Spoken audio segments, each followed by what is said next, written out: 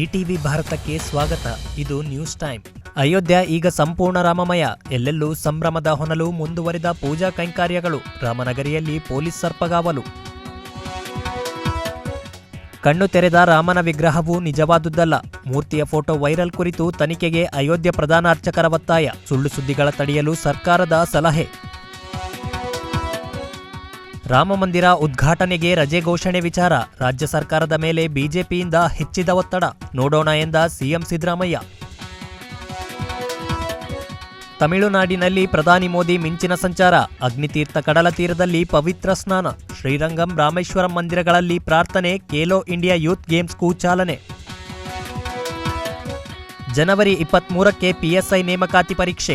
ಇದಕ್ಕೂ ಮುನ್ನವೇ ಕೇಳಿಬಂತು ಪ್ರಶ್ನೆ ಪತ್ರಿಕೆ ಸೋರಿಕೆ ಆರೋಪ. ಸಿಸಿಬಿಯಿಂದ ಆರೋಪಿ ಸಬ್ ಇನ್ಸ್ಪೆಕ್ಟರ್ ವಿಚಾರಣೆ. ಪೊಲೀಸ್ ವಿಚಾರಣೆ ಕುರಿತು ಹರಿಪ್ರಸಾದ್ ಹೇಳಿಕೆ. ಕುಂಬಳಕಾಯಿ ಕಳ್ಳ ಎಂದರೆ ಹೆಗಲು ಮುಟ್ಟಿಕೊಂಡರೆ ಹೇಗೆ ಎಂದ ಕೈನಾಯಕ. ರಾಜ್ಯಪಾಲರ ಒತ್ತಡವೇ ವಿಚಾರಣೆಗೆ ಕಾರಣ ಎಂದರು ಪ್ರಿಯಾಂಕ್. ದೇವನಹಳ್ಳಿ ಅಂತಾರಾಷ್ಟ್ರೀಯ ವಿಮಾನ ನಿಲ್ದಾಣದಲ್ಲಿ ಮಾದಕ ವಸ್ತು ಕಳ್ಳಸಾಗಣೆ. ಸೂಟ್ಕೇಸ್ನಲ್ಲಿ 26 ಕೋಟಿ ಮೌಲ್ಯದ ಕೊಕೇನ್ ಪತ್ತೆ. ಕೀನ್ಯಾ ಮೂಲದ ಮಹಿಳೆ ಬಂಧನ. ಅಸ್ಸಾಂನಲ್ಲಿ ರಾಹುಲ್ ಗಾಂಧಿ ಭಾರತ್ ಜೋಡೋ ನ್ಯಾಯಯಾತ್ರೆಗೆ ಅಡೆತಡೆ. ಬ್ಯಾನರ್ ಹರಿದು ವಾಹನಗಳ ಮೇಲೆ ದಾಳಿ ಆರೋಪ.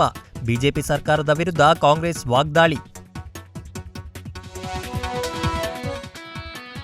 ಮತ್ತೊಂದು ಮದುವೆಯಾದ ಶೋಯಬ್ ಮಲಿಕ್. ಸಾನಿಯಾ ಮಿರ್ಜಾ ಜೊತೆ ವಿಚ್ಛೇದನ ವದಂತಿಗೆ ಪುಷ್ಟಿ. ಪಾಕ್ ನಟಿಯೊಂದಿಗೆ ಕ್ರಿಕೆಟಿಗನ ಹೊಸ ಇನ್ನಿಂಗ್ಸ್ ಶುರು.